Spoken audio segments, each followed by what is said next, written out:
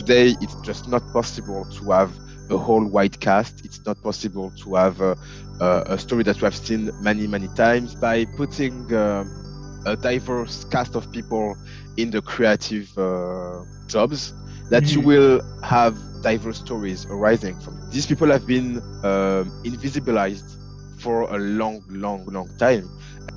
I think it's also one of our missions to kind of right the wrongs. I was the only non-white employee in my teams sometimes, or in the whole firm. But I can say that I censored myself, actually. In many years, we have a lot of work to do. We won't even be talking about diversity anymore. It's going to be something that is very natural and very normal. And I really look forward to that future then. Yeah, me too. Hi, I'm Sarthak. You're watching Spawn Point, and today I'm joined by Carl Tamakloe from Ubisoft. How are you, Carl? Hi, guys. I'm great. I'm pretty great. I'm pretty excited. So, can you tell us a bit about yourself and what do you do at Ubisoft? Yeah, so I'm a project manager, junior project manager at Ubisoft Film and Television, and this is actually my first job. I pursued a career in the film and TV industry before, like with internships and apprenticeships in France. And I was actually going to do just that, like a traditional path in TV channels or TV production companies. But then I was approached by Ubisoft Film and Television to be a development executive there and to take care of the adaptation of Ubisoft IPs, so Splinter Cell, Assassin's Creed, into animated film and TV series. And that's I had a lot of luck, of a chance to have this job because I'm a big gamer. I have been since I'm a child. I love games, especially Japanese games, but that's another subject. And I'm also very passionate about TV series and film and any medium that is used to tell a story, actually. So it goes to comics, it goes to novels, it goes to nonfiction.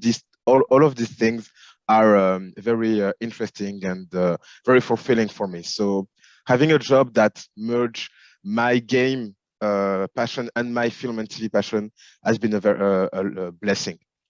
Yeah, So and it's like a yeah, dream come true. yeah, it's a very dream come true. It's a real dream come true. Yeah, and yeah, that's a very fulfilling job because we are not only doing adaptation of Ubisoft IPs, but we are also adapting and developing original IPs, original TV series or films, which are tackling subjects that are important, topics that are relevant for Ubisoft. So like gaming, esports, this kind of stuff. So it's not only closed to Ubisoft IPs, but it's much more larger. So like it's a real sandbox to play in. It's a very fulfilling. Yeah. Okay.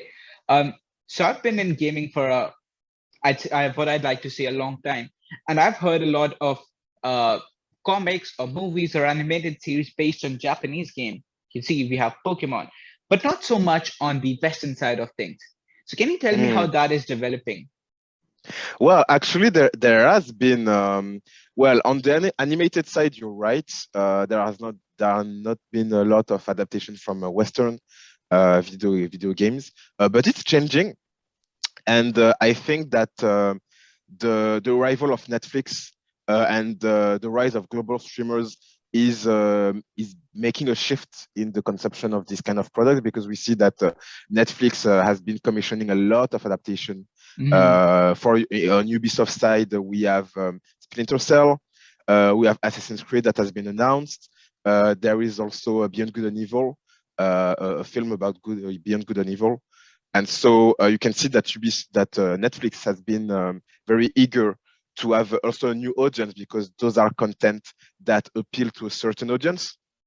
So like an audience that is a kind of geeky, if I can say, that consume a lot of content that is purpose for the imaginary, like imaginary world, Mhm. complex world building. And this is what has been appealing also for Ubisoft, because one of Ubisoft's motto is a builder of world. Like we are doing a lot of open world. We love to create complex open worlds and have a complex world building.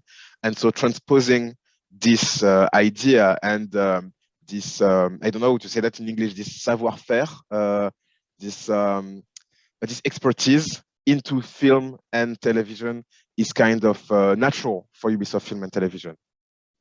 Okay. So I was going to come to the diversity part later, but you've sparked my interest. You see, Yeah. games are not quite as diverse as films or, TV series, right? But when you're adapting, how do you think that diversity should be made an integral part of the TV series, even if there's not as much diversity in the original content? Or should you even add diversity to the animated or the new mediums when there was not so much diversity in the original mediums? Well, I think that what is interesting here is the word adaptation, right? Um, an adaptation is, according to my philosophy, like I'm going to talk about Harry Potter, for example. One of my favorite films, Harry Potter films, is the Half-Blood Prince, and people just don't understand because they say that they butchered the book, etc., etc. But for me, an adaptation can be completely separated, or at least very different from its source material. And I think that it's the same philosophy that drives Ubisoft Film and Television, because we want to take an IP and propose something new. What we are doing is real adaptation. We are asking artists, so whether they are visual artists or screenwriters, to bring something new to the table. And to be integral, to have an integral diversity in the whole chain of production, I think that we have also to fetch people that are not coming from a very that are coming from marginalized backgrounds, so that diversity comes naturally to the screen. So like characters, stories, etc. And so I think that when you are adapting Ubisoft IPs into TV series, it's something that we have at heart, that we have in mind, to be on par with the world that we live in today. Like today, it's just not possible to have a whole white cast. It's not possible to have a story that we have seen many, many times. We want new things. We want new things. We want new characters. We want characters that were not present 20, 30 years ago. So I think it's also one of our missions to kind of right the wrongs, if I must say. I think that Ubisoft IPs are becoming pretty diverse also, whether they are in terms of gender or also ethnicity. There is a long way to go, but we are not departing from ground zero on that aspect. But yeah, like you will see, like in the next announcement, it's something that we really, really want to push. Yeah. Okay. So as I understand that Ubisoft is doing everything to add inclusivity and diversity, right? But do you think the fans of the original IPs will be so accepting of this idea? Yeah. I think it's not an issue. Because well, the first the fans of the first hour, if I can say, are not all white male straight. Like there are a lot of fans that are also from different ethnic backgrounds, and that are that are like in marginalized communities, if I can say. So I think that we have these people have been invisibilized for a long, long, long time, and that's what they were looking for.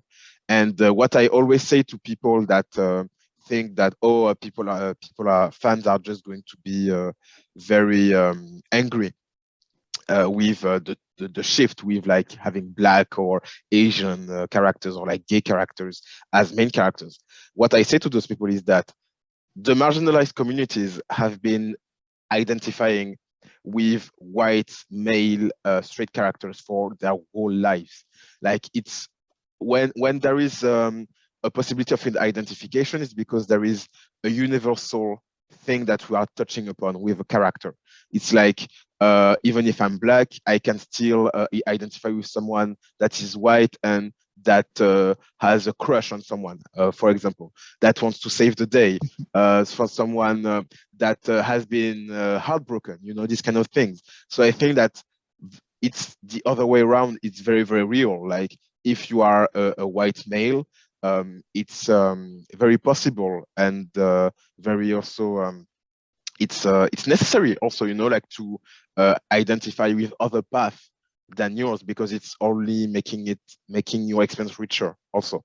So I don't think that the fans are going to be mad. I think that they are going to be pretty welcoming, and also will be demanding way more diversity, and to the point that we will not even call diversity, because I think that we are in a transition where we have to name everything. We have to give an etiquette to everything. But it's only to go into a world where we don't even have to ask the question. We don't even have to think about it. We don't even have to say, oh, I need a black character there. We are naming things because it's necessary to have a shift in society. And you cannot fix a problem if you don't name it. And so I think that in many years, we have a lot of work to do. We won't even be talking about diversity anymore. It's going to be something that is very natural and very normal. Well, I really look forward to that future then. Yeah, me too. Me too. Okay, so how diverse is your workplace, or rather your team at the Ubisoft Film and TV? How is the diversity in the film and TV team? Yeah, Oh yeah, it's yeah, in your it's office. good. In the office, it's pretty good. Well, I'm here.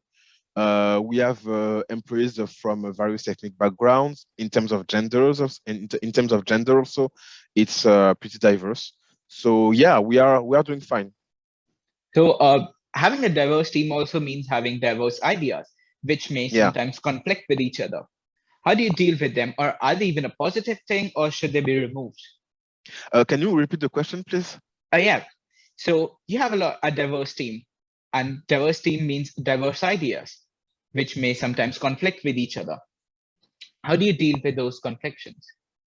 I think that conflict is necessary, especially in creative fields, and we actually welcome conflicts. We don't come from the same backgrounds, not even ethnic or like social, but we don't have the same experiences in life. So we are we are only like bringing our ideas to the table and then discussing them. It's not bad conflict. It's actually creative conflict. So I think that without conflict, we wouldn't have all of the great content that we have today. And that's also a philosophy that we have in Ubisoft, that we can discuss ideas, we can have conflicting ideas, but from these conflicting ideas arise new ideas that we did not think about before. So that's our philosophy in Ubisoft Film and Television. So you told me that this was your first job in a Yeah, gaming and film industry.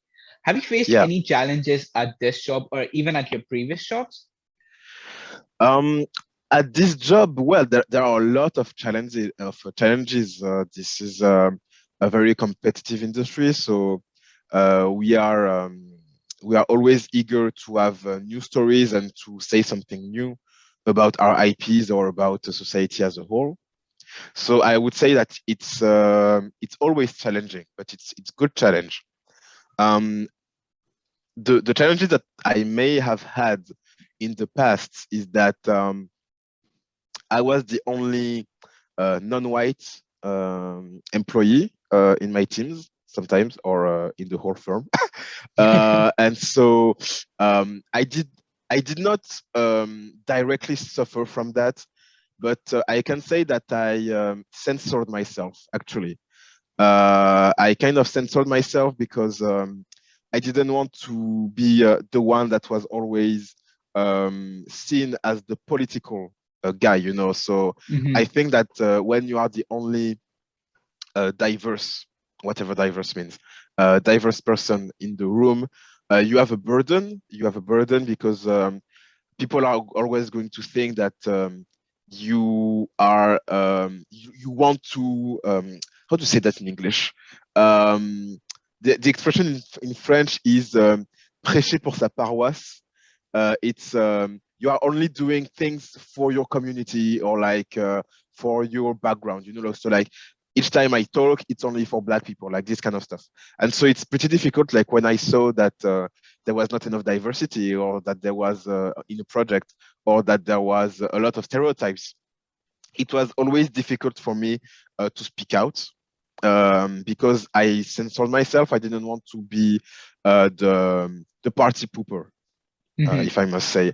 So I think that was a challenge before, but at Ubisoft, I don't feel that at all.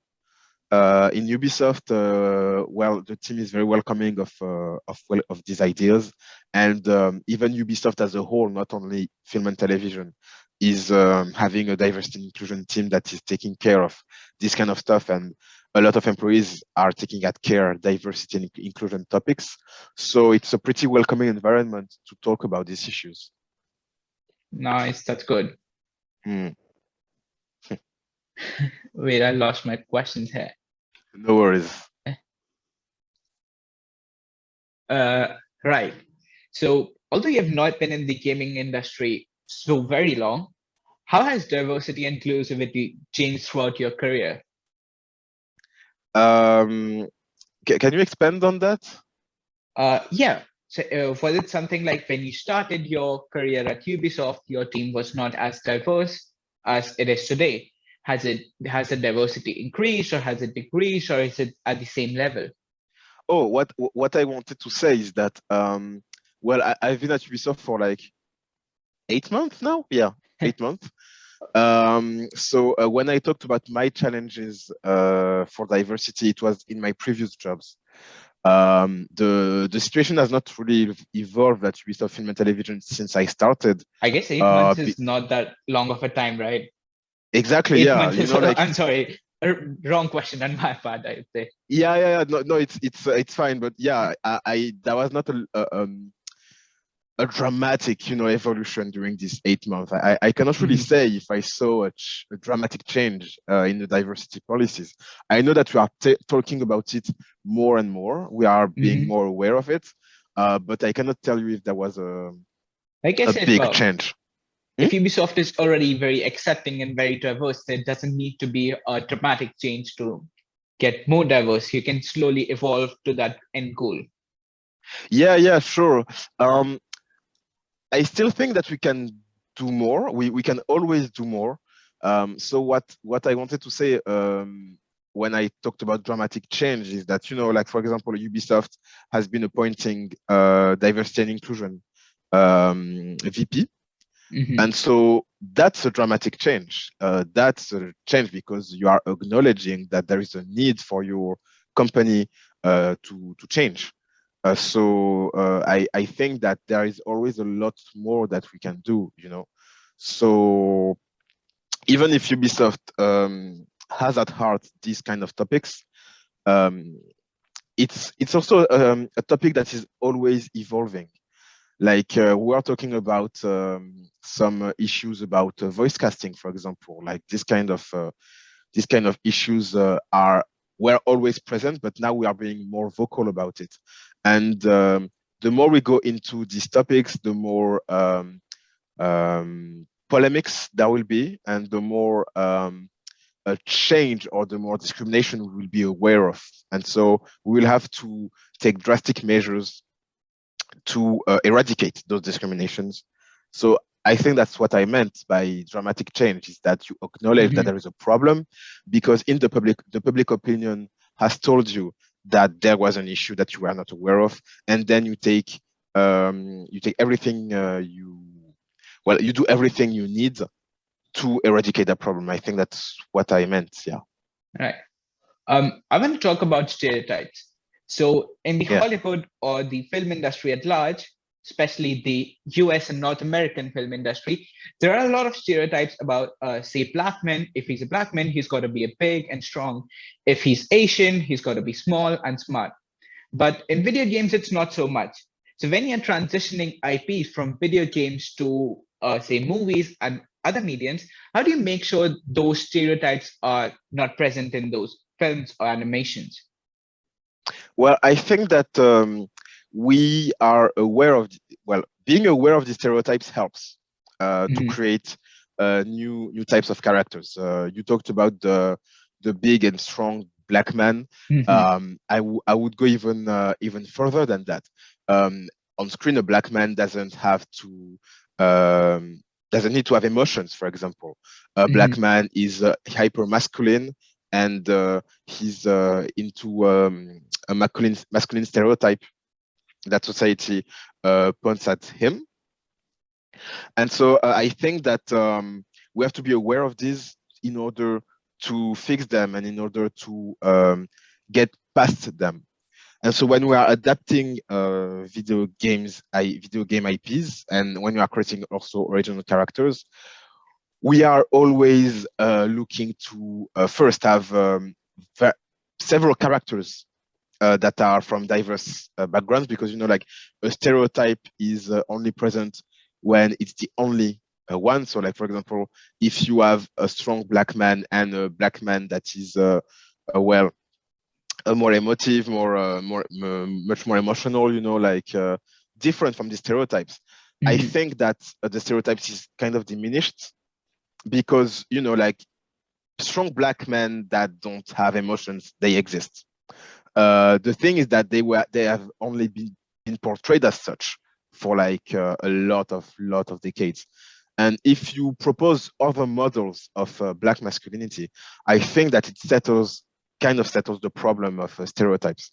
So what we do is that we don't want to have an isolated BIPOC character, that he does not have the whole weight of representation on him, and so Hmm. that we can have a diversified lineup of characters and characterizations that don't have a unidimensional, way of behaving, way of talking, etc. That's what we do. Yeah.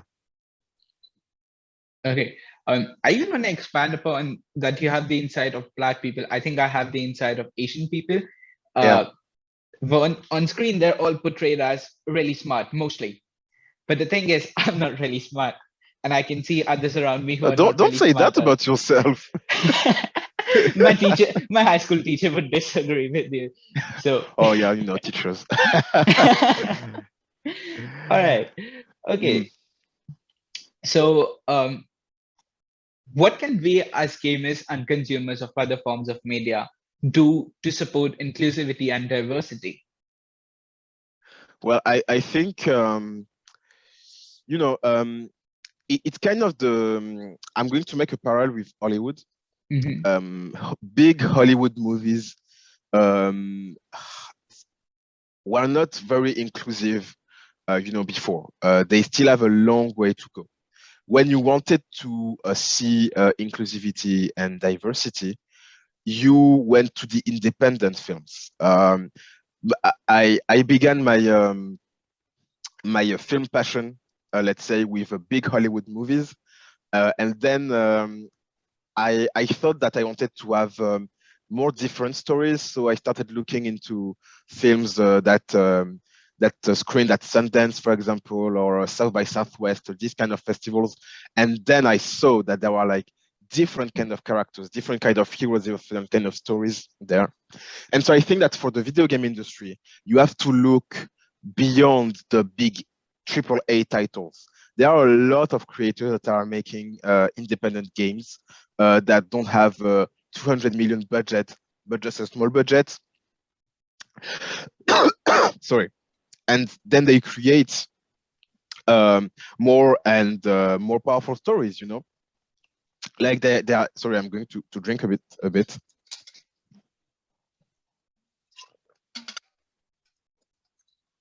Sorry. So yeah, like they create story that you don't have seen before. And so I think that for consumers like gamers, go beyond, like the 10 most sold Steam titles. Like go beyond what the media Bestseller like list. portray, like the bestseller list. There are a lot of gems out there, And I can talk a bit about like Tell Me Why, for example, which is a Don't Not game, if I'm not mistaken, which has a trans character and very, very beautiful. Life is Strange also. Those kind of smaller scale games, Mhm. that are being developed by also marginalized minorities. There are also queer games that portray different kind of characters, and I think that that's where you want to go. That's what you want to support. Well, support also AA titles because people need to eat. But if you want to really support diversity and inclusion, um, support the games that are portraying diversity and inclusion in a broader way. And unfortunately, those are the smaller titles that are doing that. So you have to support them financially. You have to show that you are here for them, that there is a demand. It's very important to show that there is a demand. And like you can go to also crowdfunding websites. There are a lot of gaming projects with stories that we have not seen before. And so I think that this is very important, yeah, to do that. I'd seen one game from a crowdfunding project. I don't remember it, but I'll pop it right here when the editing goes on. And that Mm. was a game created by a diverse cast, and it had a really engrossing story about a diverse cast as well. So I'm really Mhm. looking forward to that. Yeah, and like as I said before, it's by putting a diverse cast of people in the creative jobs that you Mhm. will have diverse stories arising from them. So it's very important to also increase diversity in the jobs. It's very, very important to allow these people to create and also to have a global audience. That's so important to allow them that. And for companies, it means more sales and more money, right? Yeah, yeah, it does. Well, I cannot lie about the fact that well, the gaming industry is an industry, so they have to make money. One of the misconception before was that diversity was not selling. That putting a black character would undermine your would undermine your sales, for example, or having a female Mhm. character. Well, I think that one of my favorite games of this decade is The Last of Us Part Two, which was a groundbreaking experience for me. Well, you have a female main character that is also a lesbian. I mean, and it's not hidden.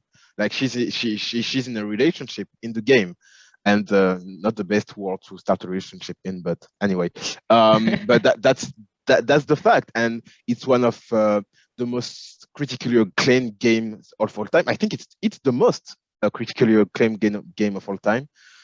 It had a lot of awards. It sold very, very well. And those are games that prove that no, if you have a black character or a female character or a non-straight character, you can sell, and it can even sell better. Because it's also about the kind of story that we have not told before, and people are looking for something new. So, like, if you put characters at the center of your games that were not portrayed before, ultimately it will have a different impact. It will be a different story. It will be more original. So that's what you need to do. But you don't have also to cast aside the economic part of it, because yes, for example, I'm going to take an example from the TV side. There is this guy that I love that is named John Landgraf. And John Landgraf is the president of FX. FX, that is an American channel. They have broadcasted Pose, which is a series about the ballroom scene in New York, with a majority of trans characters as main characters. They have also broadcasted Atlanta, so with a majority black cast from Donald Glover. And he actually said that when you're in the talent business, diversity is good business. And so he has said that 63% of directors of his series will be either female or from an ethnic background, or both. So that's very important. That proves that there is a demand and that this is an economic opportunity to pursue. Great. So that was all for the heavy questions that I had for you. Now it's time Okay. for the light questions. What was your favorite game growing up, and what's your favorite game right now? um, so my favorite game growing up. So like I said, I'm a big fan of Japanese games. Hmm.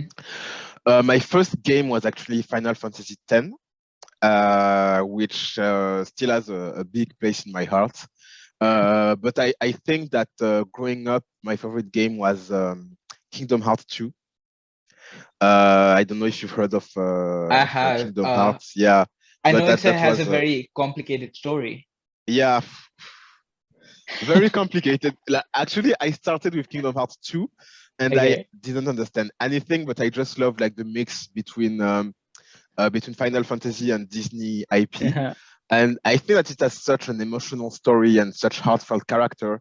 And I have I have waited like 12 years for like the third one because it released in 2018. I was kind of disappointed by the third one actually. But that was my favorite game growing up. And basically, I love everything Square Enix is doing. And so my favorite game right now, hmm, I think it would be Near Automata. Ah, Uh, great I, I, choice. I yeah, I'm just in love with Yoko Taro's universe, and I actually just finished Near Replicant, Hmm. the remake, which I have never played it, and then I just experienced that this wonderful story, and I'm a big fan of also video game music. So, like for me, if a video game has bad music, it's a no-brainer for me. Like I cannot touch it. So I listen to video game music, to film music, to TV music. I love everything that is revolving around composition for these visual mediums and the music of the Near universe, whether it's Near Replicant or Near Automata. It's incredible, and I just love this game. And of course, The Last of Us Part Two, which is like a close second, maybe first, a tie first with a Near Automata. And also one of my big slap in the face was the God of War, Uh-huh. the God of War reboot slash sequel that released in 2018. I have been loving God of War since the first one, and seeing how it has changed and evolved, and how it portrayed the Kratos as a father figure. It was I was blown away by the mastery of Santa Monica and what they have done with the character and the universe. So yeah, those are the games that I really loved. Yeah, today. Oh, and the Final Fantasy VII remake, of course, part one, which was a big slap in the face too.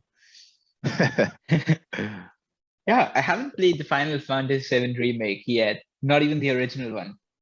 Oh, I have played some of the original one. Oh, sorry, I just received a message from work. I have played the original one like two discs in. There is a part that I never pursued. Um, I know the whole story of Final Mhm. Fantasy VII.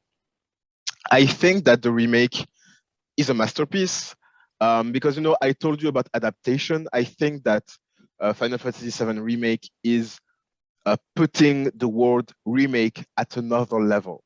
It's like Mhm. I'm giving you what you want, but I want to do another story also. And like the end of Final Fantasy VII remake is so surprising, and it's also like making a discourse, like a kind of meta discourse on what a remake is for. Is I it think different it's a from the original ending? so it's Do part not one. spoil it for me. Do not spoil I'm it not for going to me. spoil. I'm not going to spoil. It's part one, so like there is still part two, part three, part four, Okay. and it's it's different. It's different, well, because there are some characters that appear way before in the remake than in the original game. Some destinies are also a bit changed. There are new characters, etc., etc. But what I love is that they are aware of that. They are aware of the fact that they are not following the original game, and it's so intelligent in the way it's making a discourse on what a remake purpose is, that you don't mind the change actually. Sorry. All right. So for Yeah. the last question of the day, what's the one career advice that you'd like to give to the younger generations who want to come into your line of work or gaming industry at large? I think that what they are looking for is passion, and I think that what really helped me in my career, because well, that's my first job. Um, I think it's my passion. It's I showed like my managers and the people that were recruiting me, the recruiters, that it was a job that I would be good at because I'm passionate about the field. And I think that you don't have to tone this down. You have to show that you are passionate about that. You are passionate about storytelling, about creating stories, about characters, etc. And I think that has really helped me, and I think that it will help me a lot. You know, and also diversify your passion, if I can say. It's for example, I read comics, I read novels, I read web comics, I watch movies, I watch independent films that no one watches, I watch big blockbusters that I love, I watch premium, whatever premium means, TV series, I watch soaps, I watch a lot of things and I love all of them. And I think it allows me to be, you talked about conflicting ideas and like how conflicting ideas Mhm. can be challenging. I think that I have these conflicting genres that I love, that or like people like to face them against each other. I think that they each know each other, and so that allows me also to be a bit more creative, also like to just not be on the sci-fi side or on the drama side. That, I consume a lot of things, and I think that it's very valuable for a recruiter today to have someone that is very versatile and polyvalent in what he consumes as content.